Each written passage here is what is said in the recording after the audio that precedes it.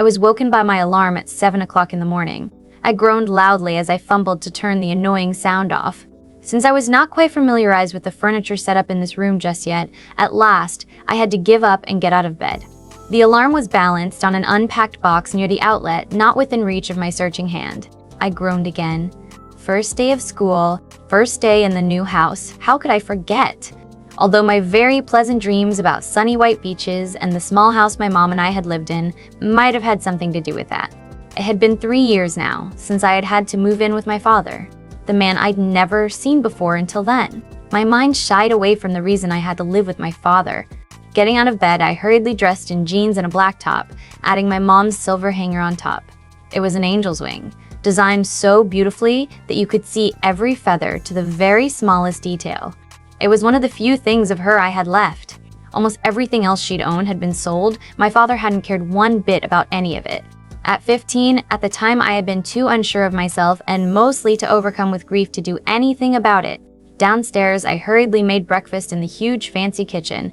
It was empty and cold. The nanny would be here soon to prepare breakfast for my little brother and to drive him to school after that. After all, one couldn't expect my flashing new young stepmom to take care of him. She had way better things to do, like doing her nails, shopping, and most importantly, screwing around. I didn't get how their relationship worked.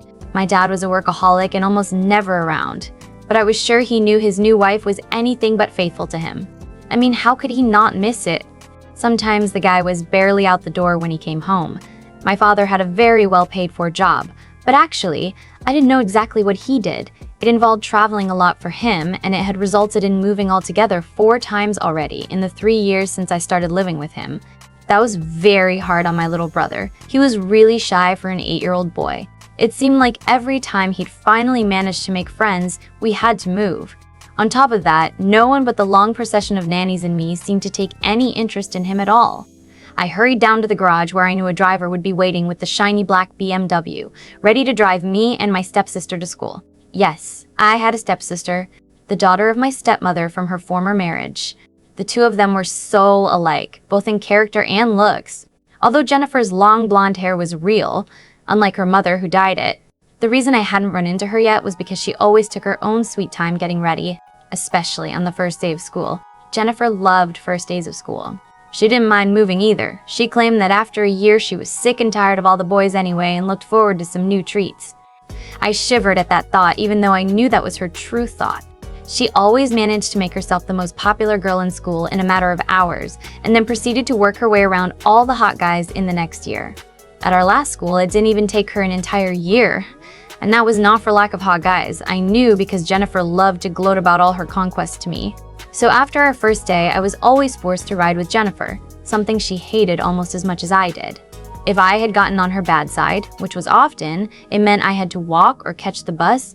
It was getting late and I fidgeted in the leather seat. I sat in the back because I knew Jennifer would give a fit if she didn't get shotgun. That had happened last year and we'd nearly been late because of it.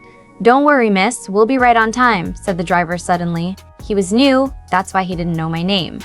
I blushed when I realized I hadn't even looked at him or said hello when I got into the car. Looking up, I met a pair of arresting blue eyes and a slightly tanned face.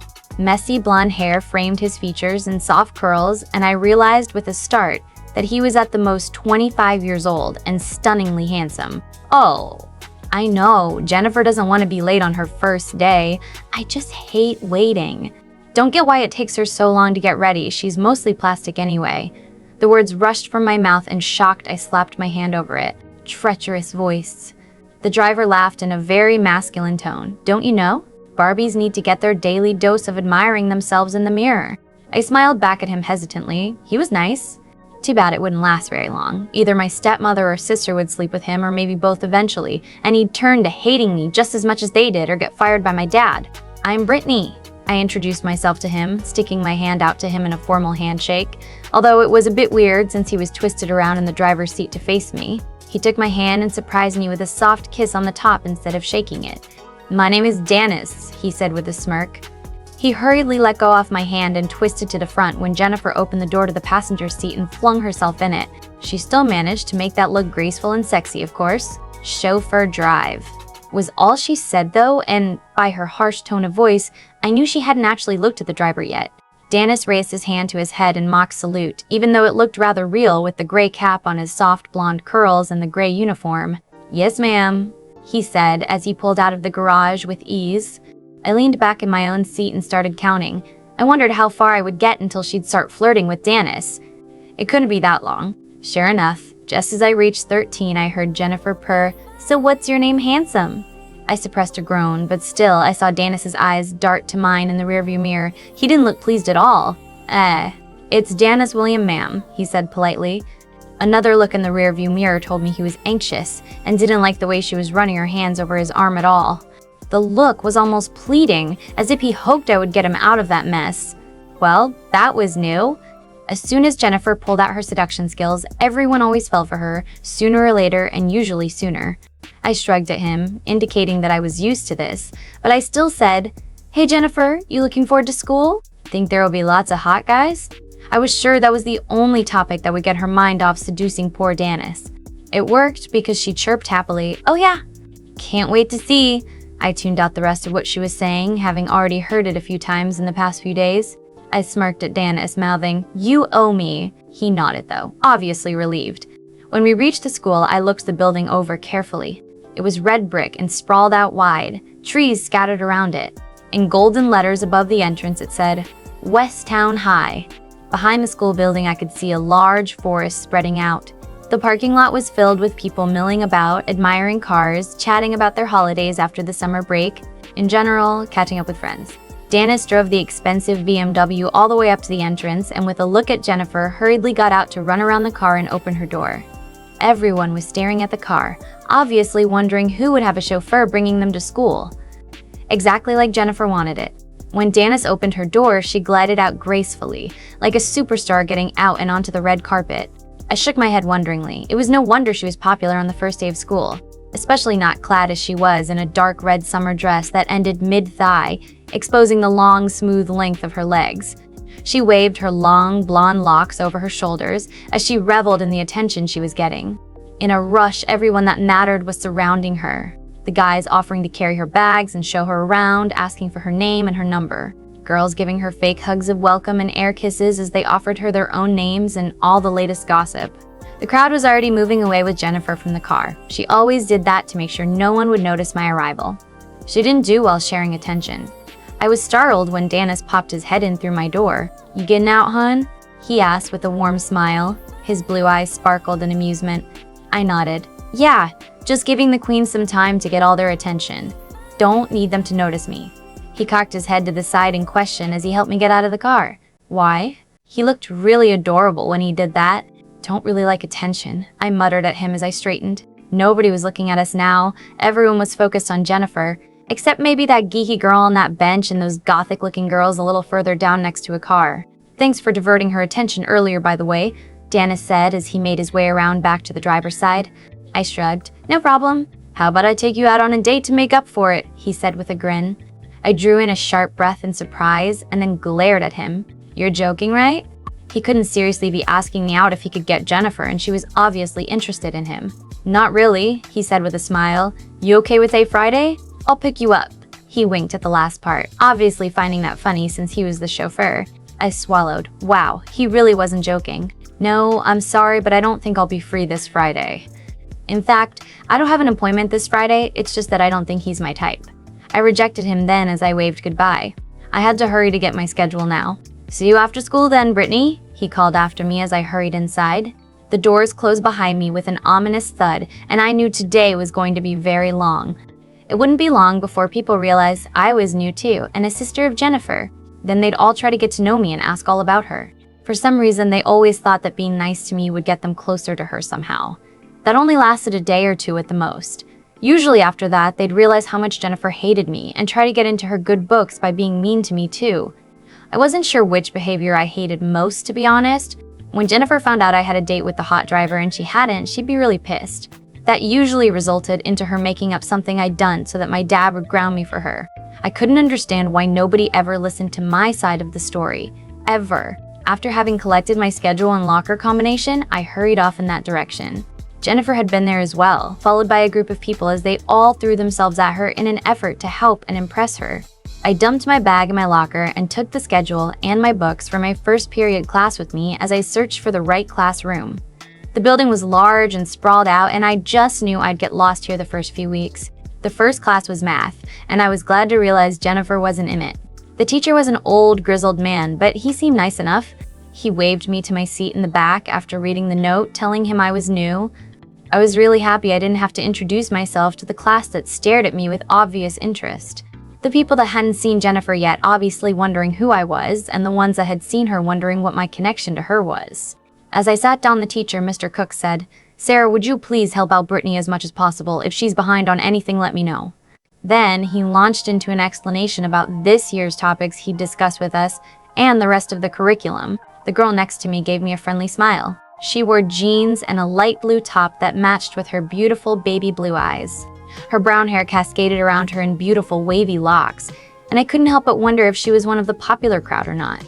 "I'm Sarah, and don't worry, Reynolds is a cool teacher even though he looks scary. I'll show you around if you want," she whispered as she stuck out her hand to me.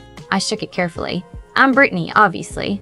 "Thanks, that would be nice. I'm sure I'm gonna get really lost here. It's all so big." She nodded, but we didn't have the chance to talk any further for the rest of that class. I was glad to see that I wasn't behind at all. In fact, I was ahead off the curriculum by a little. That was good because that meant I didn't have to work harder or struggle with this subject, even though I hated math. I knew I wasn't bad at it. I ignored all the stares I was getting and meekly handed Sarah my schedule after class was over. She was sad to see she didn't have the next period with me, but offered to walk me to the next class anyway. I happily accepted and found it easy to talk to her as she fended off curious people with just a stare. That definitely meant she was popular, didn't it? But I wasn't so sure as we passed a group clustered around Jennifer. She didn't spare them so much as a glance, and most girls there actually glared at her as we passed. At the door to physics, she wished me fun and said with a mischievous smile, "I'll see you at English next period if you can find it." Then she darted away through the filled corridors to her own class. With physics, I did have to introduce myself, but it was made easier because Jennifer was in this class too. I got away with hurriedly saying, "I'm Brittany Baker and I just moved here. I love music and reading." After that, I scurried to a chair in the back and sat down beside a bored-looking skinny guy with a messy mohawk. He didn't even look up when Jennifer started introducing herself, taking her own sweet time. There was some oohs when they heard she had the same last name as me, but that seemed quickly forgotten as they all stared at her. Completely entranced, it seemed, even the teacher. "She really your sister?" asked the mohawk guy halfway through class all of a sudden. I shrugged. "Stepsister, actually." "Ah, that explains. You look nothing alike," he said, and then he resumed staring at the chalkboard again as if it was the most important thing in the world. We didn't exchange any more words, but it didn't take that as a bad thing. After all, he was the only one of the guys in there that didn't stare at Jennifer. That made him score really high in my book. After physics was over, I really didn't have a clue where to go. I had been slow to leave the room, one of the last ones besides the mohawk guy, but he seemed to be absorbed in himself anyway. Jennifer had disappeared with a crowd down one corridor, but I didn't know if she had English with me or some other class. I started off in a different direction, hoping to find someone I could ask for help. 10 minutes later, I stood in front of the classroom door to my English class. I was late. The class had already started. Stupid Sarah with her prediction, I thought with a slight smile. Then I knocked on the door, hoping that the teacher would forgive me, since this was my first day after all. "Come in," I heard a male voice call. It was low and pleasant, and it sounded like he had a British accent. I opened the door a little hesitantly and stepped into the room. My eyes immediately found Jennifer standing in front of the class. Apparently, she'd been introducing herself. I groaned internally. Great, that meant she'd be pissed off with me for interrupting. "Jennifer, why don't you sit down?" the teacher said, and only then did I notice him. He couldn't be older, then 25, just like Dennis really. He was tall though, reaching over 6 foot easily. I could tell that even though he was slumped on the edge of his desk, his long legs trailing in front of him clad in ripped jeans. A white button-down dress shirt was stretched across a wide, muscular chest and did nothing to hide how well-built he was. But more importantly, he had beautiful, stormy gray eyes that stared at me as if he could see right through me. Luscious lips slightly parted to show a set of white teeth with dark brown hair hanging messily across his forehead. His nose was flared a little, as if he was breathing in deeply, smelling something he rather liked. I swallowed nervously, suddenly finding it impossible to look away from those stormy eyes. They sparked something in the back of my mind, a feeling, It was spiraling down into my body, making it tingle in the most delicious way possible. The teacher suddenly cleared his throat, and then he said, "You are late. Care to explain why? And while you're at it, introduce yourself too." His voice was beautiful in that British accent, a little husky, and I wondered why that was. I shivered and blushed, finally looking away from him to survey the class. Then I said, "I got lost. I'm new here. My name's Brittany Baker." I swear I saw him shiver as I spoke, but then he nodded and said a little brusquely, "Have a seat, Brittany. Don't let it happen again." I hurriedly took a seat in the back of the class, right next to Sarah, who appeared to have saved me a seat. She looked at me knowingly, winking once before focusing on the teacher. All I could think was, "Oh my God, he's smoking hot. Oh my God." I have a crush on my teacher, and I don't even know what he's like. I didn't dare look up at him again during his entire class, but I could tell everyone liked him. Jennifer was doing her very best to seduce him, sitting all the way in the front. Then again, pretty much every girl tried to get his attention one way or another. Except Sarah, she just kept smirking at me and him as if she knew something I didn't. I had to hold back a groan as the girl standing right next to me introduced herself to the class. My class. She did it with such an air that told me she'd done it plenty of times before and reveled in the attention. Little attention seeker she was. The too small red dress she wore said it all. It screamed it at me from a mile away. She was definitely the type of girl I try to avoid as much as possible during daytime. At night, maybe if I was very desperate for a meal, but even then I didn't like her scent very much. Too many chemicals from the perfumes sprayed on her skin and the soaps and creams she'd used. Currently, she was smiling flirtatiously at me every other word while still managing to wrap every single male in the classroom around her little finger. Except me, of course. She was skilled, I had to give her that, but that didn't mean I liked her, and definitely not that I was impressed. She probably had a tiny bit of siren blood in her somewhere. The heritage unknown to her, but she deftly took advantage of it. A knock on the door made me smile, finally an excuse to get that Jennifer away from me. "Come in," I called, groaning internally when I heard the girl population in my class sigh collectively at my words. Damned accent. I should have just gone for the American accent, even though I hated it with a passion. The door opened and someone stepped into the room. I couldn't see who, seated on the edge of my desk behind Jennifer as I was, but a delicious scent assaulted my nostrils. Jennifer stiffened, and I was sure she was glaring at whoever it was, her shoulders tensed, like an angry cat. "Why don't you sit down, Jennifer?" I said smoothly, gesturing towards a seat as I spoke. Jennifer whirled around to me, her blue eyes sparkling, a pout on her full lips. I suspected she thought it looked seductive, but it didn't do anything for me. Disappointment flew across her features, but she masked it quickly, sauntering to a chair in the front, swaying with her hips in such a way that I briefly wondered how she managed to walk at all. It just didn't look natural to me. Still, the boys in the room seemed to like it, all eyes glued to her. I turned to face the newcomer and then wished that I didn't. I must have looked like a fool, my mouth falling open just so I could taste her scent better. It was her that I'd smelled before, so delicious that it was almost mouth-watering. Except that the thought alone of biting her for food felt repulsive. A different kind of delicious. She was small, but her legs were long and clad in very snug black jeans, small feet encased in black, worn-looking all-stars.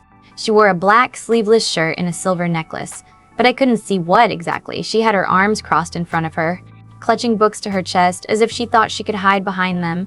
Her skin was golden, like the sun itself was captured behind it.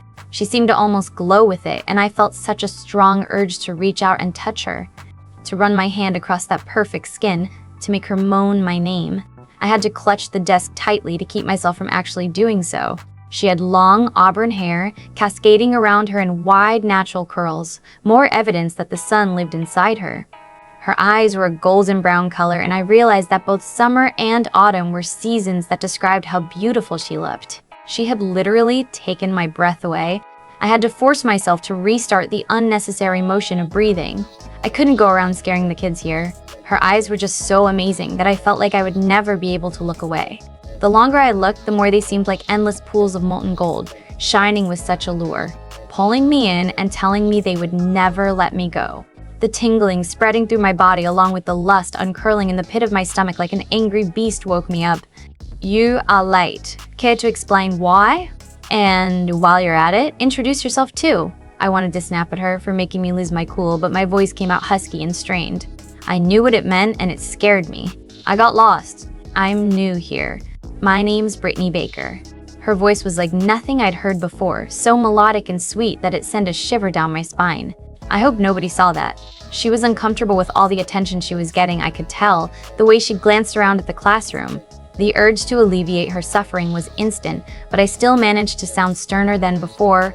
"Have a seat, Brittany. Don't let it happen again." I nodded as I spoke the words, pleased with myself for sounding so collected now. Only then did her words sunk in. Brittany Baker. Oh no, she had the same last name as that Jennifer? They were siblings? Impossible. Brittany, such an old-fashioned name. It suited her in a way. It made her stand out from the rest of the girls these days. I knew I'd never call her Brittany if I didn't have to, though. My tongue already yearning to call her Brit or Brittany. She had walked to a seat in the back, right beside Sarah, and I recognized the mischievous look in my sister's eyes only too well.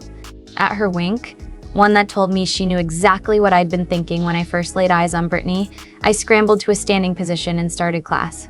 I couldn't concentrate very well, not with that goddess sitting in the back, spreading that delicious scent. I couldn't understand how none of the other boys seemed affected by it.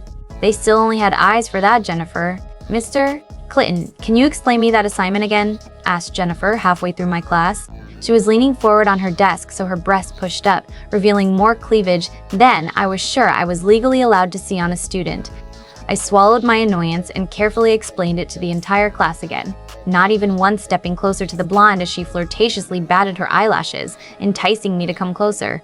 I only had eyes for Brittany though. She didn't look at me, her face constantly flushed as she blushed furiously. It made her even more beautiful.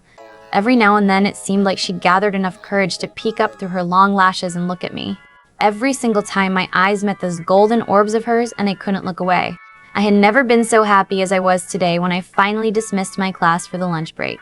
Although it also made me sad because it meant that Angel would be leaving me too.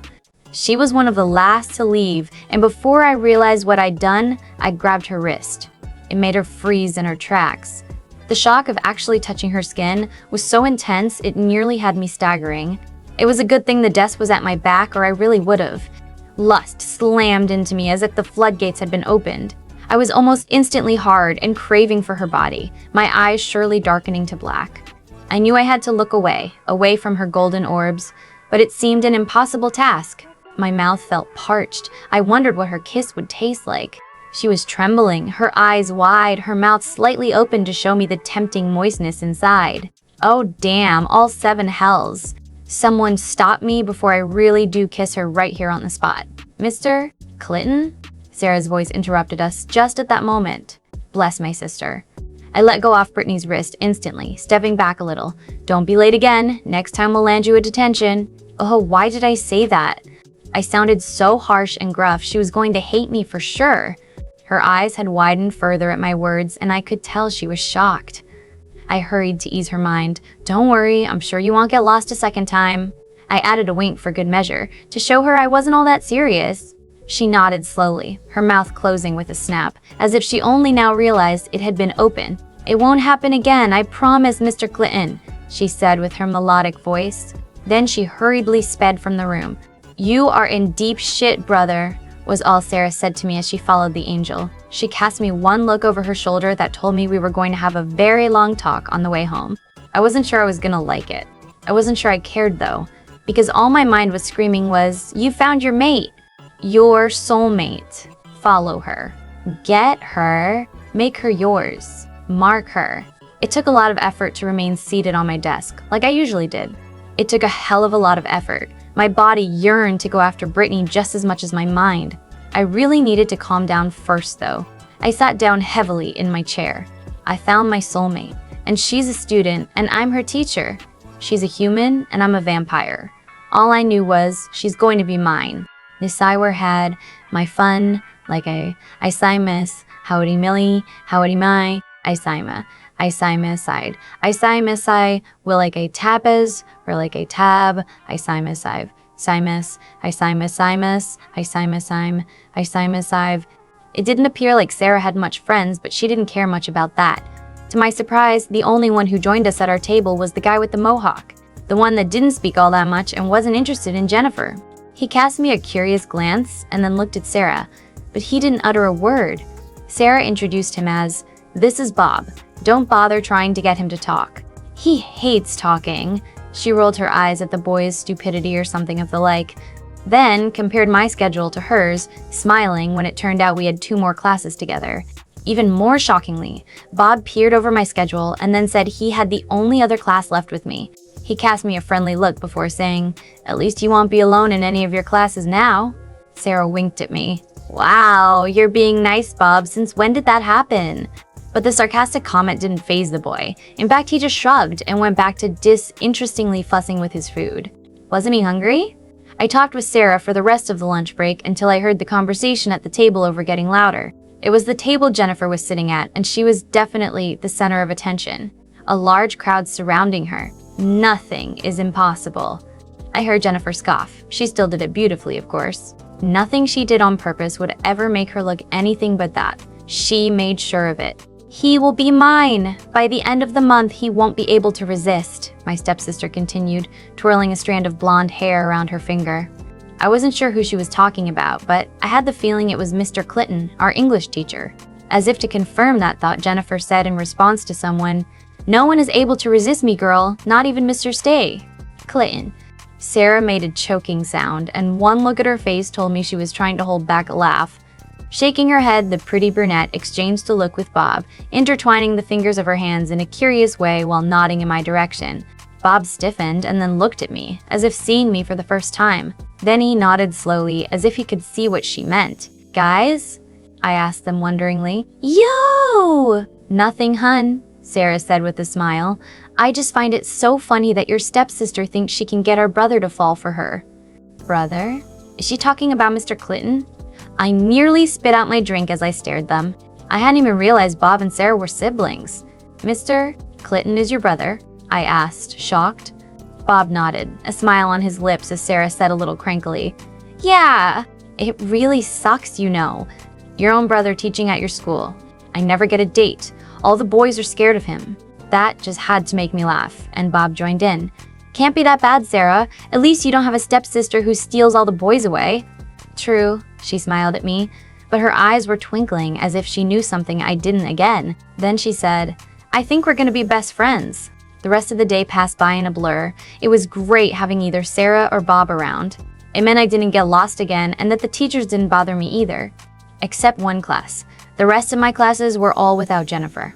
I found my thoughts wandering though, and as I doodled through most of my classes, I realized that I'd been drawing the same thing over and over again. A pair of stormy gray eyes. I couldn't be falling for my English teacher. That was wrong. It couldn't be. It was even worse that he was apparently the brother of the 2 people I'd become friends with today. But the tingling sensations I'd felt when I first laid eyes on him, or the shock of electricity going through me when he grabbed my wrist, that was something I'd never experienced before. Or the fact that it was so hard to look away from his eyes once they'd captured mine. He'd been staring at me. I knew he had been. Sarah had definitely noticed something between us. She'd been smirking at her brother and me the whole time. When school was finally over, I waved at Sarah and Bob as they sauntered over to a flashy red car that looked very fast and expensive. They stood waiting next to it, so I knew it belonged to Mr. Clitton. I wasn't surprised. He seemed like the type to like fast cars. Dennis was already there too, waiting with the car, so I made my way over to him, trying my best to ignore the stares and glaring at those who did try to approach me. It seemed like with Sarah and Bob gone, their protection was too. When I reached Dennis, he smiled at me and opened his arms for a hug. It wasn't very professional on his part, but I guessed he saw how harried I felt, offering some comfort. As I hugged him, I felt immediately a little more relaxed, and I smiled at him gratefully. The sudden feeling that someone was glaring at me made me whirl around though, only to meet those stormy gray eyes from all the way across the parking lot. Mr. Clitton was standing right next to his car, his fists clenched. I didn't see Sarah or Bob, so they must have already been in the car. Was my English teacher seriously glaring at me because I'd hugged the driver? Dennis suddenly draped his arm around my waist, the gesture a little defiant as if he was doing it on purpose to vex Mr. Clitton. "Well, that's one teacher who doesn't seem to like you," I heard Dennis say as Mr. Clitton finally turned around and got into his car. He sped off a little recklessly, especially for a teacher. "I was late for his class because I got lost," I offered as an explanation, shrugging out of Dennis's embrace and hurrying into the car. I was glad to be finally out of sight of everyone. I really hated the tension. It took a while before Jennifer showed up, but I didn't mind. It was fun talking to Dennis. He was very easygoing and relaxed. He made me laugh at silly jokes, and I felt really at ease around him. so at ease that I even started to forget about Mr. Clitton and his beautiful stormy gray eyes. When she did show up, she still wasn't alone. There was one boy carrying her backpack. He was cute, but certainly not handsome. I guessed he only got to carry her backpack because she felt sorry for him. 2 more guys flanked her, both buff and handsome. Obviously, they would be part of the football team or something. 3 more girls were with her, and they all looked a little green behind her back. I guess that would be her new besties, as Jennifer called her fake girlfriends. She kissed the 2 football players each on the cheek as she said goodbye, and then turned to hug all 3 girls, giving them air kisses. That was a habit I really didn't get. All those girls hated each other's guts, yet they pretended to love each other. The Jennifer slipped into the front seat at long last and imperiously told Danis to start driving. She barely spared him a glance now, lost in thought. It was unusual behavior for her, but I didn't comment. Instead, both Danis and I remained quiet, sharing the occasional glance through the rearview mirror. Once he started pulling funny faces, though, it was hard not to laugh. I had to slap my hand across my mouth to keep from making noise. I didn't want to wake the beast. At home, Jennifer left the garage in a hurry, her usual gracefulness disappearing completely. But I took my time, sharing a few more jokes with Danis, most of them about Jennifer. Then I said goodbye and followed my stepsister into the house. I could not believe my day had gone so well, making 2 friends at school and possibly a friend at home as well. Danis was extremely nice and funny. Then I remembered the date I had promised to go on with him. Did he want to be more than friends? Immediately I remembered Mr. Clitton and I felt my cheeks tingle as I blushed. That would never work out. It would be much better if I'd set my eyes on Danis instead, although he was a little old for me too. As I stepped into the house, I heard yelling. It was clear it was Jennifer. She always screeched at the tops of her lungs to her mother if she was upset with something. I wondered what that was. I hoped it had nothing to do with me. Brittany Lee, my little brother squealed as he sped around the corner to hug my leg with a death grip. I couldn't help but smile. Hey, giant, I told him as I affectio Alexly rubbed his head. His golden brown eyes stared up at mine with such intense happiness that I knew he'd had a horrible day. His nanny came around the corner then, an elderly woman with a stern face this time. She looked a little flustered. I guessed it was from having to chase my impulsive, hyperactive little brother. Oh, there you are, Andy, the woman panted as she spotted us. I saw him scrunch up his face as he tugged on my shirt, telling me to get down to his level. As I bent down, he whispered in my ear, I don't like her. She's mean. Of course, he whispered loud enough for the nanny to hear. She scoffed, as if she'd heard it a few times before and didn't believe him. I patted his head. Don't worry, hey, it'll be fine, I promise. I won't let anyone hurt you. I wish someone would look out for me as well, but I knew that was just wishful thinking. As if they'd heard me think it, my stepmom suddenly yelled, Brittany, get over here now. I couldn't help but flinch. I knew Jennifer had been screeching about something I'd done. Sorry, giant, I gotta go. Talk to you later, Kay, I told my little brother, ruffling his dark hair again. Behave, okay? I'll read you a story tonight. Andy nodded his little head, his face scrunched up. Careful, Am. Stephanie is unhappy, he whispered before following his nanny meekly back into the kitchen. I breathed in deeply and followed the sound of my stepmother's voice into the living room. There? Jennifer was staring smugly at me, her arms crossed in front of her. Stephanie, my stepmom was glaring at me. What the hell are you thinking, Brittany? You can't go around flirting with a teacher. I didn't think even you would sink that low. My stepmother screamed as soon as I entered. Oh, so that's what I've done. Jennifer just totally turned that around. The bitch.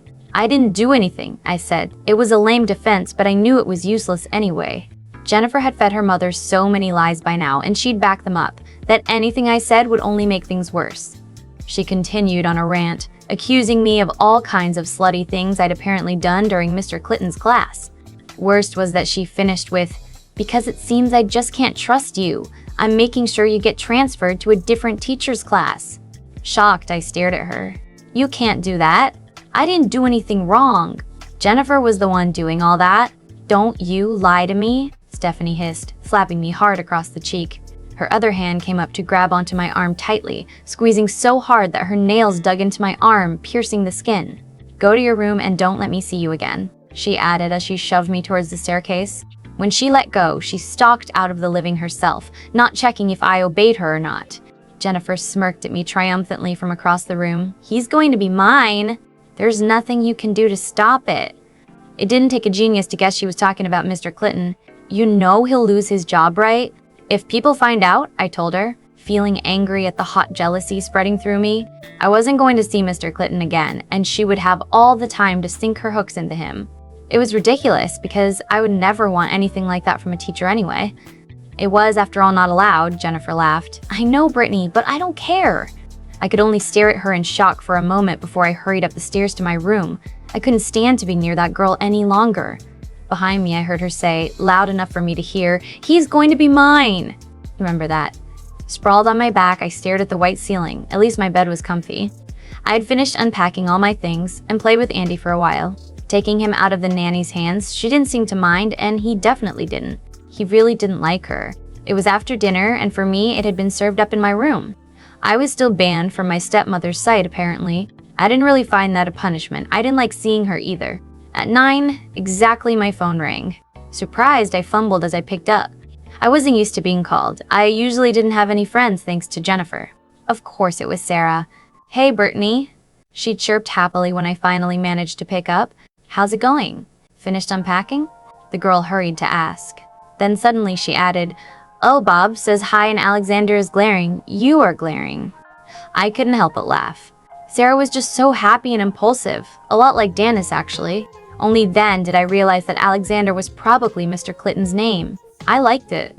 It was a little old-fashioned, but it suited him. "Say hi back to them for me, Sarah," I told my friends, still smiling. "And yeah, I'm done packing. I'm grounded though," Brittany says. "Hi back, guys," Sarah repeated for me. I could imagine her lying on her back on the couch, her legs dangling of the top. It seemed a very typical position for her. Wait, what? Grounded? Why? I groaned as I threw myself backwards on my bed again. "You are not going to believe this, Sarah. Why? What happened?" "Alex, go away." Sarah's voice became a little annoyed as she was fending off her older brother, obviously. I could hear him talking in the background, but I couldn't hear what he was saying. I was blushing now, even though no one could see me. The object of the reason for my grounding was right there. He might even be able to hear me talk. This was embarrassing. I got grounded because apparently I was flirting with your brother, I told Sarah as softly as possible in the hope that Alexander couldn't hear. "What? You didn't flirt with Bob. What are you talking about?" Sarah said loudly though, and I really wanted to hit her on the head. Groaning again, I buried my face in my pillow. "Sarah, the other brother." "Oh, well, you weren't flirting with him either. In fact, you were the only one not flirting with him today. Much to his disappointment, I might add." "Ouch, Alex. That's not nice. Can you believe that Brittany, my own brother and legal guardian, just totally hit me?" "I would have hit you too for that, Sarah. I don't need your brother to hear all that." "It's embarrassing," I told my new friend softly, but I couldn't help but smile a little. Mr. Clitton wanted me to flirt with him, or was that just a joke? "Oh, I'm sorry, Brittany. Let me get outside, but really I don't understand why you're grounded." There was some muffled noise, then some angry comments towards her brothers, and then finally, the sound of a door slamming shut. There, now they can't hear a thing. "Now, Spill?" Sarah sounded a little out of breath. Jennifer told my stepmom that I was flirting with him. That's all really. She just totally told her mom that I did pretty much everything she was doing. Oh, and I'm not just grounded. My stepmom is going to get my schedule rearranged so I won't have English from Mr. Clitton. I couldn't help but sound sad as I said that. Obviously, Sarah caught on to it. Or maybe she just thought I was sad I wouldn't have that class with her anymore. That bitch? She's not going to get away with that, hun, I promise. "I'll take care of it." Then the girl laughed evilly. "I'll make Alex take care of it." "Sarah, he doesn't need to know." "It's no big deal," I hissed at her, mortified at the thought that she'd talked to Mr. Clitton about it. It was already embarrassing enough. We talked a while longer about all kinds of things, but then I had to hang up hurriedly. My stepmom was coming up the stairs, or maybe it was Jennifer. One or the other, because I could hear the clicking of heels. Shortly after I'd hung up and stuffed my phone underneath my pillow, my door swung open. It was my stepmother. She was smiling smugly. "You can pick up your new schedule tomorrow morning. Don't let me hear any more about this. Got it?" She slammed the door shut on her way out, swaying her hips as if a man was watching her. Maybe there was. You never knew when she took a date home with her. After all, my dad was already away on business again. The Dith, the most of our driders, and the Injur Vort. Despite the fact that it was still nice weather,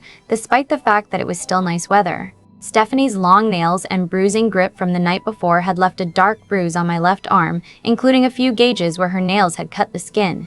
At least you couldn't really see where she hit me in the face. At the most, my right cheek was a little more red than the left. Nothing a little makeup couldn't fix, though. When I came downstairs, my little brother was already in the kitchen, happily eating the pancakes the nanny had made for him. It seemed she'd finally done something right in his book. I smiled at the woman as she handed me a plate of pancakes as well. They were absolutely delicious. I could see why Andy liked her better now. After that, I made my way down to the garage to greet Dennis. He was leaning against the car with a smile on his face. He hugged me good morning enthusiastically. "Hey, beautiful." I shook my head. "Save that one for Jennifer, she'll like it." Shortly after Jennifer arrived, she seemed in a really good mood, and it wasn't hard to guess why. My rearranged schedule, after all, she would have free reign during English now to get Mr. Clitton to fall for her. She was in too good a mood for me to distract her, much to Dennis's dismay, but it was both sickening and entertaining to watch Jennifer flirt with him. When we arrived at school, I waited for Jennifer to get out and gather the crowd around her. I didn't need to get caught up in that. It would probably result in a fight between me and her. She really liked to make fun of me in public. Dennis said goodbye to me when I got out, wishing me good luck facing the day. It felt like I would need it. As soon as I got out of the car, I was tackled into a hug by Sarah. "There you are. You took your own sweet time getting out of that car. You hiding some hot guy in there?"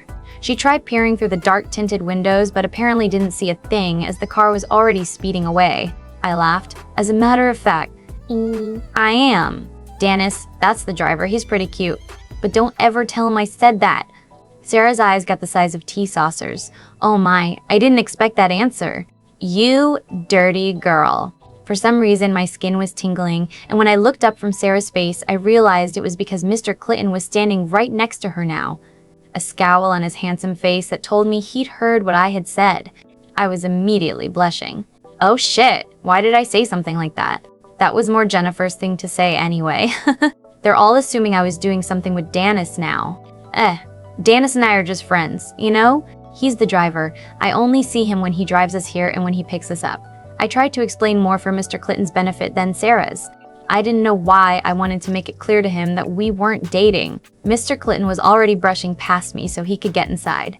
I couldn't help but stare after his retreating form. He was so well built, with a perfect butt. "Oh, get a grip on yourself, Brittany." Sarah was smiling as she looked at me, that knowing look in her eyes again. "Come on, hun, let's get inside and find that new schedule of yours." She pulled me with her by my hand, her grip surprisingly hard and strong for her slight build. Bob followed behind us. It seemed as though he followed his little sister everywhere if he could. I could understand that. Sarah was the type that needed watching over to keep her out of trouble. "I hate my stepmom," I told them fervently as we reached the office. "It's not fair. I didn't deal anything, unlike Jennifer." Sarah was nodding. "Don't worry, I told you I fixed it." "You had Alex fix it," corrected Bob from behind us gruffly. But a look over my shoulder told me he was smiling in amusement at his sister. It was obvious they got along great. The lady at the desk handed me my new schedule without looking at us twice, and I scanned it over hurriedly, gasping in surprise when I realized I had not only kept my English period with Mr. Clitton, but swapped my last class of the day from Spanish to biology with Mr. Clitton again. "I have 2 classes with your brother as teacher now?" I asked, utterly surprised. Biology, which before I had Spanish with Mr. Clayton, instead had been completely boring and horrible. But this was worse. "This can't be right. You have to change this. They're going to kill me when they find out," I squeaked, already imagining the explosive reaction from my stepmother and stepsister. It was definitely going to hurt. "Why?" "It's perfect. That last class is without Jennifer, so she can't tell on you if you do flirt with him. See? Perfect," Sarah exclaimed happily. "Why does he teach both bio and English?" "It doesn't make sense," I exclaimed. "Who's going to kill you, Brittany?" interrupted Bob, his sister. He at least had picked up on my panic now. My stepmom and sister, of course. "They're not gonna like this at all." "Oh, don't be such a wuss. It'll be fine eventually. Come on. We're gonna be late." Sarah waved my complaints away. I was really dreading 3rd period. It would mean I got to see Mr. Clitton again and that I didn't mind. I was almost dying to get another look at him. But it meant Jennifer would realize her scheming hadn't worked as well. As 2nd period with Bob ended, however, I found myself hopelessly lost again. Because I wanted to postpone Jennifer noticing, I still had the same English class I had ducked into another corridor. Stupid, very stupid idea. Now I was running late. Again. When I finally found the right room, the door was already closed and I had to knock. I stood in front of the door for a short moment, hesitating. Maybe I should just skip. No, silly Brittany. You've never skipped a class in your life. I knocked softly, hoping that maybe he didn't hear it. No such luck. His voice was low and sexy as he called, "Come in," just like yesterday. I opened the door and stepped into the room, carefully avoiding looking at anyone, especially Jennifer. It didn't stop me from hearing her gasp sharply and then hiss something angrily at the girl sitting next to her.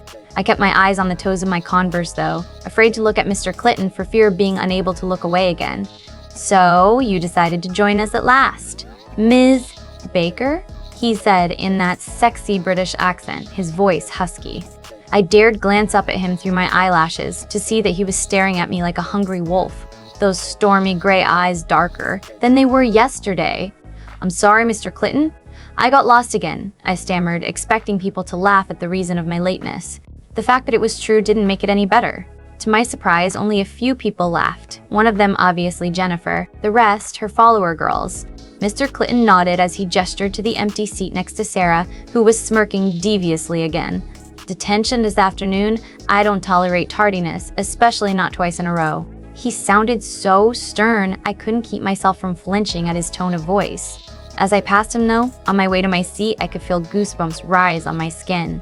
I didn't fail to notice how he shivered either, nor the sharp intake of breath he took.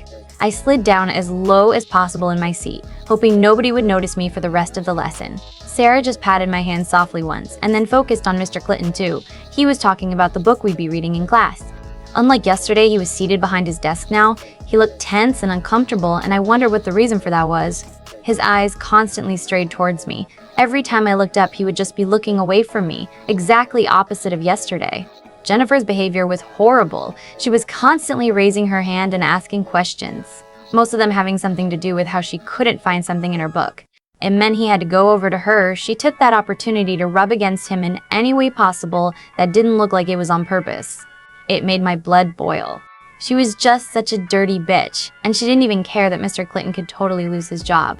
It felt horrible that she was the one touching him when my hands were itching so badly to run my fingers through his dark hair and across his pale skin. When at long last the class was over and nearly everyone had left, Jennifer stayed behind to flirt some more with him, casting angry glares in my direction for still being there. She didn't know that Sarah was the one holding onto my arm tightly so I couldn't leave. Mr. Clitton was running his hands through his hair in obvious annoyance. "Jennifer, ask a classmate if you have so much trouble keeping your place in the book. I can't help you with every single detail." After that, she trailed off a little uncertainly. She obviously didn't understand why her charm wasn't working on him. I could only say that I was ridiculously relieved about that, and for that I had to scold myself. He's a teacher. Alex. What the hell? Detention? That's just totally unfair and uncalled for. She was lost. "Where's your sense of chivalry?" Sarah exclaimed. She was still holding on tightly to my arm and had dragged me all the way over to his desk, bringing me agonizingly close to him. Close enough that I could feel his body warmth and that I could practically feel how tense he was too. "She was late, Sarah. Now go all right?" "I need to prepare for my next class," was all he said, sitting down in his chair heavily. "Fine," my friend hissed, and then she pulled me with her out of the class. I cast one quick look over my shoulder and met his stormy gray eyes. They were smoldering, and it made me very warm all over, especially low in my body. During lunch, we chatted idly. That was until Jennifer waltzed past us, glaring daggers at me. Oh yeah. I was so dead when I got home today. I was almost happy I landed a detention. At least, that meant I'd be home later than usual. The rest of the day passed by in a blur, until biology, of course. Neither Bob or Sarah had that class with me, so I had to sit in the back, all by myself. I didn't mind that much. I had an unrestricted view on Mr. Clitton, and no Jennifer shamelessly flirting with him either. He didn't look all that much at me here. He seemed more at ease as he explained things, gesturing with his hands as he talked animatedly. He was definitely a good teacher because even those that struggled seemed to understand everything by the end of class. He just explained everything in such simple, easy words. It was a pleasure to be with him in the room this way, and I had almost forgiven Sarah for doing this to me. His voice just gave me shivers, and it was so easy to get lost in a daydream where I could date him, in which he was absolutely in love with me, and mostly in which he was running those strong hands over my skin in some way, bringing me pleasure.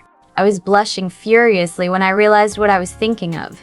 The class was already emptying out and I started stuffing my things back into my backpack hurriedly. Don't think like that, Brittany. Bad thoughts. Bad girl. Suddenly, he was right next to my desk, looming over me because he was so bloody tall. Did you forget you had detention with me, Brittany? He was smirking and it looked absolutely delicious. I just wanted to kiss his lips. I shook my head as I blushed scarlet. Bad girl! No, I didn't forget, Mr. Clitton, I muttered softly. The classroom was deserted now and the door closed. I was sure no one was going to disturb us. That made me swallow convulsively. Why was he so close to me? Didn't he know how badly I just wanted to touch him? As if he heard me, he stepped back a little, sitting down on the desk next to mine. How come you keep getting lost? It's not that difficult to find your way around here, he trailed off, sounding unsure of how to continue. I'll tell Bob to escort you tomorrow, he won't mind, he said then. I'm sure I'll be on time tomorrow, Mr. Clitton. No need to bother Bob, I said as I shifted in my seat uncomfortably. Was I going to have to do anything? Or were we just going to sit here and talk? That seemed a little unusual. Suddenly, a hand shot out and grabbed my wrist, his other hand yanking my sleeve up. It didn't hurt, but he wasn't particularly gentle either. Mr. Clitton, I exclaimed, a little shocked. You're hurt, was all he said, his voice tight, controlled as if he was keeping anger at bay by a small thread. I stared down at my arm, at the bruise and cuts my stepmom had given me. Oh, yeah, it's nothing, I told him. It's not nothing to me. Who did this? Suf, he said, still in that tight voice, but his stormy eyes showed concern. It woke that warm feeling inside me again, my stomach fluttering. No one, I muttered. He didn't need to know that this happened plenty of times, always small things of course, but it did happen often enough. Britt, don't lie, he exclaimed, sounding more frustrated than angry now. His left hand was still holding my wrist while his right hand was running over the bruise, checking the cuts, as if to make sure it wasn't too bad. I shivered at both his touch and the use of that unfamiliar nickname. Only Andy occasionally said that, but he shortened my name to so many things. It felt really nice to have him call me that. It's none of your business, Mr. Clitton, I forced out. My eyes were trying to close and my body was already leaning into him, yearning to get as close to him as possible. Suddenly, he let go of my arm and stepped backwards. Please, don't call me that. I hate it, makes me sound old, just Alexander or Nathan or Alex, he complained, and suddenly he sounded just like a teenager, albeit a very hot, very masculine teenager. Eh? Okay, Alexander, I said slowly, confused by the sudden change of topic. This time, I was sure I didn't imagine it when I saw him shiver. His eyes closed for a second.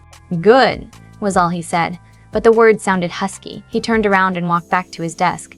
Take the time to do your homework or something, Britt, I shivered as he uttered that nickname again. Why did he do that? It wasn't proper. Nor was telling me to call him by his first name, Salians Highwells. Stahl ish hast, or sees de sell ish Stahl, I gome Mamie. First he's de sell Fort Roop, Dalians. Danis had come back to pick me up when I was finally allowed to go home. I had finished all my homework by then, and the tension in the classroom was so thick you could have cut it with a knife. It wasn't necessarily bad tension, more like sexual tension, and that was just plain wrong. He couldn't be feeling that too, could he? Oh God, what if he thought I wanted to get into his pants like the rest of the female students? As soon as I got home, I remembered in what trouble I was. Stupid. How could I have forgotten? My stepmother was waiting for me in the living, tapping her heel on the floor, hands on her hips. Jennifer stood just behind her, imitating her mother's stance. But all I had eyes for was the phone Stephanie held in her manicured hand. She had called my father. You're in real trouble, girl, was all Stephanie said, and then she handed me the phone. I took it from her with shaking hands and raised it to my ear slowly. Hello? My voice had a slight tremble in it that I hated with a passion. I didn't want to sound weak, certainly not when talking to him, but fear of what he'd say and do had me shivering in my clothes. The lecture my father gave me through the phone was horrible and long. It wasn't as terrifying as when he was actually in the room with you, but it still left me shaking. It compounded to this: you dirty whore, sleeping with your teacher, sleeping with the principal too, and getting detentions on purpose to fuck the teacher some more. Go to your room, you're not getting dinner and you're not seeing your car for 2 months. You're grounded for a month too. Oh, and not to forget, don't ever disrespect Stephanie or Jennifer ever again. I was to do exactly as they told me at all times. He also reminded me how much I was like my mother, who was a dirty whore too. He couldn't believe how I spat on his generosity and hospitality with my disgusting behavior. After I hung up, I didn't say anything, but simply trudged up the stairs to my room, closing it behind me, and then locking the door. I felt like crying. Nothing was ever fair since my mother died. I only opened the door a little later to let in my little brother. We fell asleep on the big, empty bed together. When Dennis drove us to school that morning, he kept casting me concerned looks, and I knew it was because my eyes were a little red and puffy. It hadn't gone away even with the shower I took. After Jennifer had gotten out of the car, I hurriedly told him, "Sorry, Ely, I can't come on that date. I'm very seriously grounded." Then I got out without waiting for his reply. When Sarah saw me that morning, the first thing she did was hug me, very tightly I might add. It did make me feel a little better, and I couldn't help but smile when Bob joined in on the hug as well. "Don't worry, kiddo. Whatever it is, it will get taken care of eventually," he muttered softly. I nodded and looked up at my two friends. I know. Sometimes it really felt as if Bob was much older than his age. He seemed to speak only when he had something wise to say. But his words did make me feel stronger. One day, I would get my chance. I was 18 after all, and as soon as I finished high school, I'd definitely get my own place and get away from that horrible home.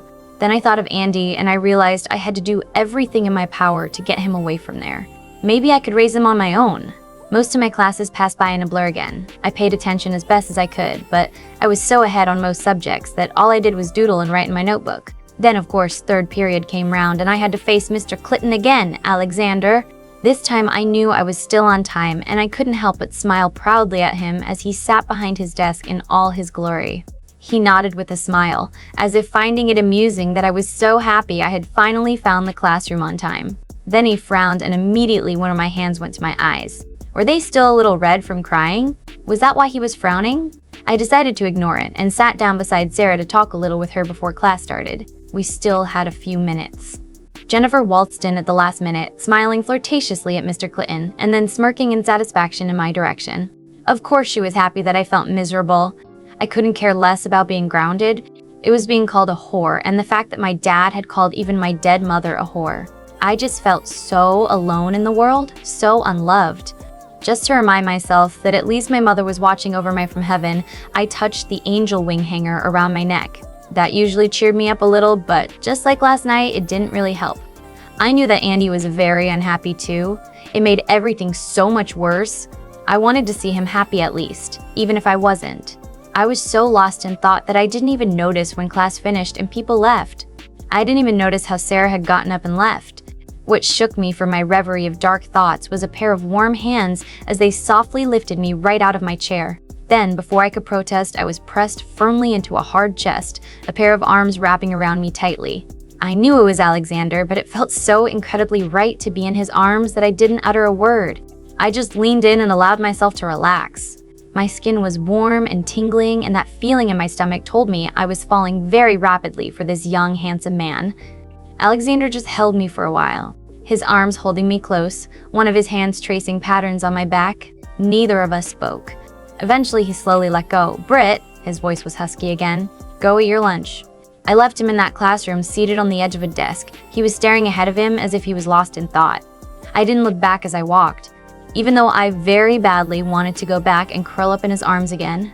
Neither Sarah or Bob said a word as I joined them at their table for the last 10 minutes of lunch. I had the feeling they knew what had happened, though. Sarah was smiling again. During all of biology, I stared at the top of my desk. I was afraid to look up at Alexander. I didn't want to see concern or worry reflected in those stormy eyes of his. I didn't want to imagine things that weren't there, and I certainly didn't want to encourage my heart to fall in love even further. It would hurt all the more when reality hit. I couldn't date my teacher.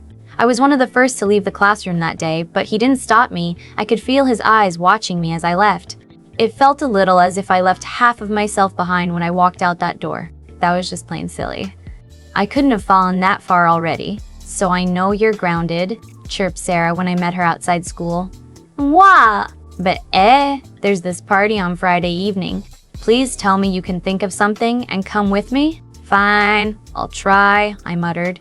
Immediately happy, Sarah jumped up and down and then hugged me tightly. "Awesome sauce." That made Bob snort. "You're so stupid, Sarah." The two of them had reached a black car and they got into it, waving goodbye. Bob was driving, so apparently Alexander had come in his own car. The rest of the day I spent playing with Andy and talking with Sarah on the phone again. It was fun to hear her banter with both her brothers in the background occasionally, although it was mostly with Alexander. I fell asleep that night with Andy by my side again. He didn't like the house. His room gave him nightmares, he told me. The nanny was still not nice according to him as well. She didn't read the bedtime stories the right way. During the rest of the week, I felt increasingly more worried about Andy. He was complaining about school too. How the kids all hated him and never wanted to play. How the nanny wouldn't let him play with the toys he liked. How Stephanie snapped at him every time she saw him. How he hated all the strange men in the house all the time. Jennifer had luckily not paid too much attention to me. She seemed too busy flirting with Alexander or any of the other jocks to notice me. After her revenge through making my dad mad at me, she seemed content to let things be. Stephanie really didn't seem to know my dad had grounded me, because when I asked her if I could sleep over at Sarah at Friday, she agreed in a heartbeat. That went way easier than I thought it would. Then again, maybe she was just glad to get me out of the house. So on Friday morning, I said with a little twinge at my heartstrings, goodbye to my little brother, promising him that I'd return safe and sound for him the next day. I made the nanny promise to allow him to sleep in my room if that was what he preferred. At school, everything seemed the same as it had the past few days. Although Alexander cast me more looks than usual again, a frown on his forehead as if he was worried about something. Was that because I'd be sleeping over at his house tonight? I was a little worried about that myself. When at long last the final bell rang, I got out of my seat slowly, thinking for once that it didn't matter if I stayed a little longer. After all, I'd probably be driving home with Alexander anyway. Sarah was waiting for me at the door to the classroom and made me skip with her all the way to the flashy red car. I knew it made both Bob and Alexander smile as they watched us, and it was enough to bring a smile to my face as well. Looking forward to tonight? I know I am, the girl enthused happily as she squashed into the back seat with me. The Clitton house was huge. It was more like a mansion, really, built in a somewhat Victorian style. It was pretty, I decided as I followed the siblings into their home. Everything inside was decorated in warm colors, all of it tastefully flowing into each other to make it a pleasant, warm home. I instantly felt at ease. The hallway looked messy with all the shoes and coats scattered about around the coat and shoe rack. There was a wide silver dish on a dark wooden cabinet against the other wall, and Alexander carelessly tossed his keys in it before disappearing deeper into the house. Bob cast Sarah one look, smiled at me, and then said, "If you need anything, I'll be in my room." Then he too darted away up the stairs and out of sight so quickly that I barely saw it. "Come, I'll show you around," Sarah hurriedly said as we took off our shoes and coats. Then she pulled me into the first room on the left, a wide dining room connected to a large, homey-looking kitchen. On the other side of the entrance was a large living room with big, comfy couches and an expensive-looking TV set. How could they afford all this? Alexander was the only one who worked, and it seemed like they didn't have any parents. I had heard Sarah say Alexander was their legal guardian. Maybe they had had a big inheritance or something? Because a teacher's salary sure wasn't enough to be able to afford this. After I'd seen all of the ground floor, she took me up the grand stairs and pointed at the doors we passed. That's Bob's room, bathroom, my room. Down the hall is Alexander's room. There's another bathroom, that's the study, and those two doors are both guest rooms. After that dazzling explanation that I was sure to forget, she tugged me into her own room and set about getting the both of us ready for that party. When at long last she was finally done with me, I stared at myself in the floor-length mirror in her room. My auburn hair had been perfectly styled, falling around my shoulders and face in wide curls, dark makeup around my eyes to make them look smoky and sexy, all of it finished off with a little lip gloss. Just enough to make them look moist, almost as if I'd just been kissing. I was wearing a simple black dress she'd lent me. It was way shorter than anything I chose to wear myself, but somehow she'd forced me into it. I still wasn't sure how she'd managed that. It was snug too, showing a little cleavage. The heels she'd somehow shown up with felt strange on my feet. I never wore heels, and I wasn't sure if I'd be able to wear them all evening, let alone walk on them properly. No matter how uncomfortable I felt in the clothes, it was all worth it as I followed Sarah down the stairs. Both Alexander and Bob were right there in the hall. I wasn't sure if it was a coincidence or if Sarah had told them to wait there for us so they could see us. Bob's eyes raked over my body appreciatively, his mohawk bobbing as he nodded his head. "You look very nice, Brittany," he said warmly. "And so do you, Sarah." Alexander just stared at me, his eyes following the lines of my body until finally resting on my face, his stormy eyes wide. I saw his Adam's apple bob as he swallowed once, twice. Still, his mouth fell open a third time. Did I really look that pretty? I couldn't imagine him doing that on purpose. He looked a bit like a goldfish. A very handsome goldfish, though. At long last, he snapped out of it. "You going to that party looking like that?" Oh, that didn't sound very friendly. In fact, he sounded rather angry. "Alex?" Sarah snapped at him, and he took a step back. "Oh, don't take me wrong, you both look stunning." At both his eyes lingered on me, though.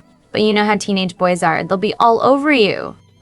That's kind of the point, brother," Sarah replied as she pulled me with her out the door.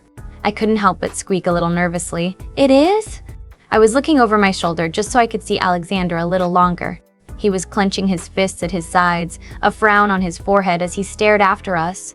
Was he really worried guys would be all over us? Suddenly I was worried about that too. I didn't need that. Didn't want it. Although maybe it was a good way to find a guy my own age to crush on. I couldn't really call what I was feeling already for Alexander a crush though. In the car with Sarah, I took a few deep breaths to relax myself. Sarah? Yes, hon? My bubbly friend replied. "We're not really going there to hook up with guys, are we? We're just gonna dance and have fun?" I hurried to ask her, just to reassure myself. Sarah laughed. "Of course. I just said that because I know it would annoy him, that's all." I drew in a relieved breath. Phew, that was one thing less to worry about. Now, all I really had to worry about was probably seeing Jennifer at that party. She would definitely rat me out to Stephanie if I did something there that would piss her off. When we reached the house, the party was held and everything was already in full swing. Loud music was pouring out through the brightly lit windows. There were a few people on the front lawn, obviously drunk. The front door was open, so Sarah let us in herself, then confidently pulled me with her through the mass of dancing bodies in the living room. In the kitchen, she handed me a glass and filled it with water from the faucet. Never accept a drink you didn't see being made. Always make sure, know exactly what's in it, okay? "Loads of pervs around here," Sarah advised me. After we both drank some water, she pulled me back to the room full of dancing people. We joined the mass. Dancing with Sarah was really funny. We did it for at least an hour straight. Then we only stopped to get something to drink again. I spotted Jennifer on one of the couches, surrounded by guys hanging from her every word. When I saw her again, she was pressed against a wall with her tongue down some brown-haired boy's throat. Lucky guy. The third time I saw her, she was dancing too, smack in between two guys, grinding them as if no one was watching at all. Dirty, dirty girl. Sarah saw me looking and sympathetically said, "You don't need to see that. Go get some fresh air, hon. You look a little flushed." I nodded in thanks and followed up on her advice, making my way outside into the backyard. There was a pool there and loads of drunk people swimming in it, some not even completely dressed anymore. I stared at it, a little repulsed. "Yeah, some people have no morals," said a guy suddenly from beside me. A little startled, I jumped away from him. He had somehow gotten very close without me noticing. Although, with all the noise, it was still hard hearing what he said. He smiled and held up his hands to show me they were empty. "Didn't mean to scare you. See, I'm unarmed." Then he winked mischievously at me. "I'm Fort, by the way." "I'm Brittany," I replied with a smile of my own. This guy seemed nice enough. He looked a little familiar too. Probably attended Westtown High, just like me. "I know," he said with another wink. "Everyone is talking about you and your sister Brittany." "Oh, I didn't know that. Why were they talking about me?" "They're talking about you because of the people you hang out with." "I guess," answered Fort. Apparently I had spoken that thought out loud. "And also because you're really pretty. You know, you might not have noticed, Brittany, but all the guys in school want you. Just as much as they want your sister." I scoffed. "Yeah, right. They don't want me, Fort." "Well, two as a B, but it's nice of you to say that. If they all wanted me so bad, then why didn't they even spare me a glance? Or why didn't even a single one of them come up to me to talk?" They all followed Jennifer around like meek little lambs. Fort laughed a charming laugh. He was handsome, with brown, short, spiky hair and sparkling dark eyes. I'm sure he would have been exactly the right type for Jennifer. I didn't feel impressed after all. He looked nothing like Alexander. Still, his company was nice. So when he asked if I wanted to go somewhere more quiet, away from all the music, I didn't hesitate to say yes. "Always so hard to talk with the music, you know," Fort was saying. "If we go on like this any longer, I won't have any voice left for tomorrow." I nodded my agreement. He took me back inside the house and led me past the dance floor to the hall, then up the stairs. I didn't see Sarah anywhere, but I saw Jennifer looking at me with a strange look on her face. Upstairs, we passed a few doors. Fort opened each one a crack and then closed them again. At last, he found an empty room apparently and pulled me inside. The music wasn't as loud as it was in the garden or downstairs, so we didn't have to yell to talk. He sat me down on the edge of a bed and plopped down next to me, stretching out on his back. "You're pretty cool, Brittany. You should be the popular one, not your sister."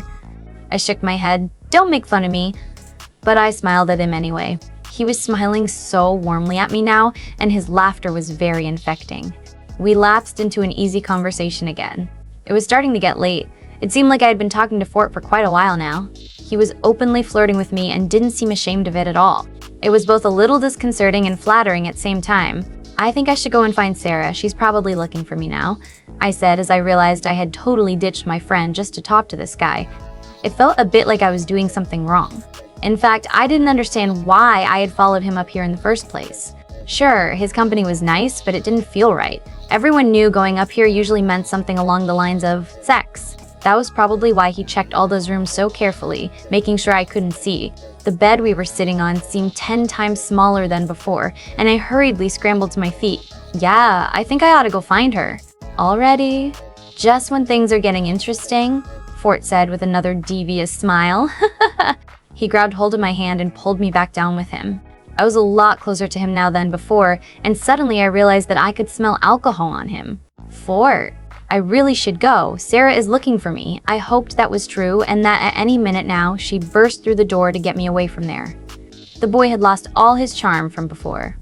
It really seemed as if he transformed from easygoing and relaxed to angry. A strange snarl passed his lips, and then suddenly he was on top of me, pushing me down roughly with his body weight and his hands. His lips attached themselves to mine forcefully, and I tried desperately to push him away. Moving my head sideways helped a little. His lips were on my cheek now.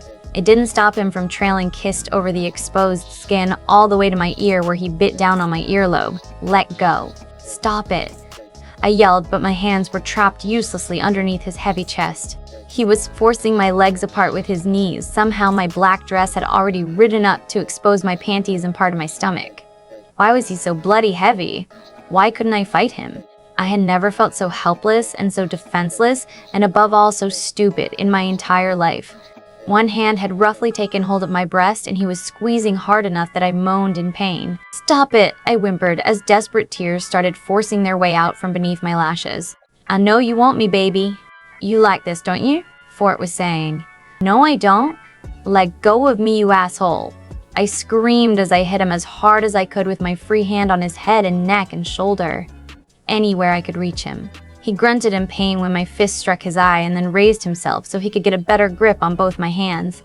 It meant my left leg suddenly had more space to move, and I prayed, "Please let this work. Please." Drawing back my leg, I brought up my knee as hard as I could, rejoicing when Fort screamed out in pain. He doubled over, grabbing for his crotch, moaning and cursing my name, but I was already pulling down my dress and running out the door. I hoped he couldn't walk for days. I was still crying as I dashed down the stairs, straight through the living with its crowded mass of people. Then finally, I was out the door and pounding down the street as fast as I could. I never, ever wanted to go back there, and I certainly never wanted to see that Fort ever again. I'd only gone as far as a few streets when I stumbled and twisted my ankle, all due to those stupid heels. I didn't bother getting up, but just brought my knees to my chest, hugging them tightly as I cried. How could I have been so stupid? I walked right into that. What was wrong with me? Shivering, I clutched my arms more tightly around my body. I could still feel his hands on me, his lips, feel him touching me. Oh God, he'd just gone and stolen my first kiss. I had let some idiot steal my very first kiss. The thought made me cry even harder. Stupid, stupid, stupid, stupid. This was all my own fault. Shh. It's not your fault, never your fault. You're safe now, it's okay. I promise you're safe, I'll protect you always. Nobody is going to harm you, a soothing voice with a British accent whispered into my ear. I would recognize that voice out of a million, and I didn't push him away when he wrapped strong, warm arms around me. Easily, he lifted me off the ground, pressing my face into the crook of his neck tightly. Tears were still pouring from my eyes, soaking his shirt, but he didn't let go when I tried pushing away. He was still whispering an endless stream of soothing words, all delivered in that enchanting accent. I had the feeling of motion, but with my face pressed against his neck, I couldn't see anything. Was he taking me somewhere? Focusing on that stream of words for a moment, I realized he was telling me he was taking me home. It was interspersed between all the "you're safe, I'll protect yous." Warmth hit my body and I heard a door close. Then I was shifted in his arms as he sat down, holding me in his lap. Only then did he let go enough so that I could pull my face away from the crook of his neck. I almost didn't. It felt nice to hide there. "Bob, go check on Sarah. I didn't have time for that," Alexander said out loud suddenly. The loud noise made me flinch, and it resulted into him spewing another stream of calming comments. He was stroking my back now, tracing patterns again. My body was still in a panic state, shivering, my fists clutching tightly onto his shirt, my heart beating rapidly in my throat, tears pouring down my cheeks. I tried to focus on his embrace and his calming voice, but it was hard. The memories of what had just happened kept resurfacing. On top of that, my mind kept blaming myself for being so stupid and following that boy upstairs in the first place. I should have noticed what his intentions were. My sight was blurry and I kept my eyes downcast. I was too afraid to see the accusation in Alexander's eyes. He must think I was stupid too, especially because Sarah had made it seem like we both wanted attention. "Shh, Britt, it's okay. I got you, promise," Alexander was saying when at long last I had calmed down enough to stop my sobbing. At the moment, I was still clutching his shirt tightly as I cried into it. But he could tell I'd calmed down somewhat because he'd stopped whispering and was instead just pressing me tightly to him. It felt a little as if he was afraid to let go. I had this strangest feeling that I wasn't alone in my head, my thoughts slowly filling with warmer, more pleasant things. Like the white beach I used to spend all my days in the summer at. Whatever presence filled my mind, it touched everything with gentle caresses, making me feel loved and safe above all else. Briefly, I wondered if it was my mother, but at that thought, Alexander chuckled softly. It made his chest vibrate against my cheek, and without my consent, a soft moan escaped my lips. The feeling of his chest moving so warmly against me had sent hot tingles through my body. At the sound, Alexander froze underneath me, and then I heard a groan, soft, almost muted, as if he tried to keep it in. "Britt," his voice whispered silkily after a while, "will you tell me what happened?" His voice was very gentle, but it wasn't hard to hear the underlying anger, barely contained. Curled up against him, warm and feeling safe in his arms, I had almost fallen asleep, comforted by that warm caress on my mind. I stiffened, worried the anger in his voice was meant for me. "Shh, it's all right. You don't have to tell me," he said, rubbing my back soothingly. My mind suddenly felt swollen with all the warmth and love. Love? I was sure that was it, although I had no clue if this was coming from Alexander or if I was just imagining things. It wouldn't surprise me if I was, after all that had happened tonight. "He touched me," I croaked, my voice hoarse from crying so much in such a short time. Alexander made the strangest sound I'd ever heard a human make, he growled. Like a real animal would? A predator? I shivered and couldn't stop myself from looking up at his face. He looked angry, his eyes so dark they almost appeared black. That had to be a trick of the light. It wasn't possible for eyes to have that color. But his touch was very soft when he ran his fingertips over my cheek, down to my throat. He let them rest on the pulse there. I swallowed and found myself saying, "He stole my first kiss." My first kiss. Shivering, I added, "He stole everything." I kept saying no. I kept pushing and hitting him. Another growl erupted from Alexander's throat, loud enough to make my ears ring. Definitely not a sound a human should be able to make. It sounded like a lion roaring, yet I wasn't scared. His hand on my waist was almost bruisingly tight, but the other one ran across my shoulders and back, checking for injuries. His nostrils flared as if he was smelling something, and it wasn't something he liked. "Everything?" He forced out, his mouth barely opening, his voice distorted. The British accent was gone, replaced by something that sounded a lot more Irish instead. "Impossible, I would have smelled the..." He trailed off, looking shocked to have spoken those words out loud. Smelled what? He was confusing the hell out of me. "Continue a gramo kwai," he said when the silence stretched. I was simply staring at him. Did I imagine it, or had his eyes really turned back to a much lighter shade? The same stormy gray I'd seen that first day we met. I feel so stupid. He seemed nice, and I wanted to get my mind off things. I shivered when I could only just refrain myself from saying you instead of things. It was becoming harder every minute not to pay attention to the fact that I was sitting in his lap, being held by his arms. We just talked for at least an hour. I didn't think any of it when he asked me to go somewhere quiet. I trailed off again, looking away from his face as shame colored my cheeks. I was such an idiot. Alexander was still tense, but again I felt a caress across my mind. It told me not to doubt myself. I had been naive, not stupid. Sarah should have warned you. She knew you'd never been to such a party before, Alexander said out loud, adding on to the caress in my head. Sarah shouldn't have to babysit me. We're both 18, I said defensively.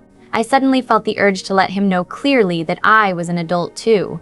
When he chuckled, his chest vibrated against me. I had to bite down hard on my tongue to keep from moaning again.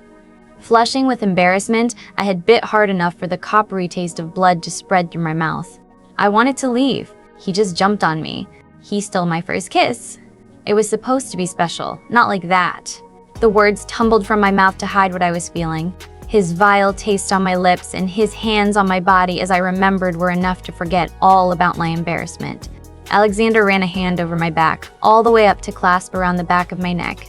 You'll receive plenty of special kisses in the future, Britt, that I promise. All my fear, disgust, self-loathing, and anger towards Fort drained away at those words.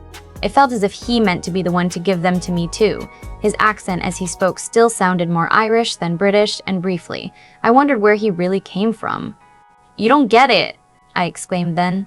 I'm a girl. We have all these romantic images about how that first kiss should be. I bet you don't even remember, but I will, for the rest of my life. Shocked at my own outburst, I stared at him, searching for a sign that told me I hadn't offended him. His eyes had darkened again to an almost unnatural black, but he seemed otherwise relaxed now. I realized he wasn't staring at my eyes, but at my lips. Horrified, I realized my mouth was still hanging open. Before I could close it though, that hand on my neck pulled me towards him as he leaned in, our mouths connecting. His kiss was very soft and gentle, completely opposite to my experience with Fort. Everything seemed to be on fire, my toes curling in those damned heels, electricity sizzling my nerves. It was the best feeling ever. It felt like coming home, like being loved, and most of all, it felt like finally being whole. When we finally pulled apart, I was panting. His breathing seemed to be all right, but his eyes were still dark and now they were glazed over. With a gentle hand, he carefully smoothed my hair away from my face. There, now I stole your second kiss, he whispered rather huskily. Only then did it sink in that I'd been kissing my teacher, and that sitting in his lap was highly inappropriate, no matter how young and handsome he was. Kissing him had been the most amazing thing I'd ever done, and it was wrong. How could something that felt so right be wrong? Still, I scrambled to my feet and smoothed down my dress hurriedly. He followed my every move with hungry eyes. I should, shower and go to bed. My own voice sounded anything but steady. Of course, was all Alexander said as he smoothly flowed to his feet. Without another word, he took my hand and pulled me with him towards the stairs, guiding me to the bathroom upstairs. At the door to it, he left me with a few clean towels. Just as I was about to enter, so I could at long last calm my rapid beating heart, he called out, "How did you get away?" "I kicked him where the sun don't shine," I said, offering him a hesitant smile. Was he hurt that I ran away from him after his kiss? Despite the fact that I'd obviously kissed him back, the look on his face could only be described as proud though. Was he seriously proud I kicked that guy? I undressed hurriedly and got into the shower without looking at myself in the mirror. I didn't need to see the bruises to know they were there. I turned the water to scalding hot, needing to feel it burn my skin just the slightest bit so I could erase the sensory memories of my ordeal with Fort. I stood under the hot water spray for at least an hour, but I still didn't feel like myself when I stepped onto the cold tile floor. I felt dirty even though I'd never been this clean. I felt vulnerable, naked, so I quickly dried off and slipped into my PJs, loose sweats, and a too large shirt. Even dressed, I still felt vulnerable and lonely, but I didn't dare go find Alexander to keep me company. Instead, I went to the guest room Sarah had prepared for me earlier that day. The room was large and white, but the curtains were heavy. The large bed in the middle looked like a giant ice cube. I curled up in the middle of it and piled the blankets high up around me. It was cold and I felt exhausted from all the stress. Pretty soon, I was shaking again. I felt like crying because I was still angry at myself for falling into Fort's trap so blindly. Before the tears could fall, I felt that presence in my mind again. It seemed as if I could almost hear a strange lullaby in my head. The melody soft and beautiful. The words, if there were any, were in a strange language I couldn't understand. It had that Irish sound to it though. I fell asleep thinking of soft drizzling rain, rugged yet beautiful green nature, and Alexander's kiss. All of it was saturated with a warm feeling of love and complete acceptance. Faintly in the background, I heard the voices of Sarah and Alexander talking. Alexander sounded very angry. The touch on my mind was suddenly gone, but I was so relaxed that I fell asleep very shortly after that. I woke up panting as if someone had been holding me underwater while I struggled to get air into my lungs. Shaking all over, I remembered only too clearly what my nightmare had been about. Fort. Only he wasn't really Fort, because somehow halfway through reliving my memory of the night, he changed into a snarling wolf, bigger and more menacing than any wolf I'd ever seen. He'd been drooling all over me as he opened his mouth with rows of gleaming white sharp teeth, ready to tear my throat out. Then out of nowhere, such as only happened in dreams, Alexander had appeared, flinging the wolf off me, attacking it with his bare hands. I wanted to scream and pull Alexander away from the snapping jaws, but someone was holding me back. Alexander was growling while the wolf snarled, and soon all I could see was matted brown fur. Alexander buried underneath the huge creature, blood pooling around the wrestling forms. Alexander's blood. I shook my head to dispel the dream, but fear was racing through my veins.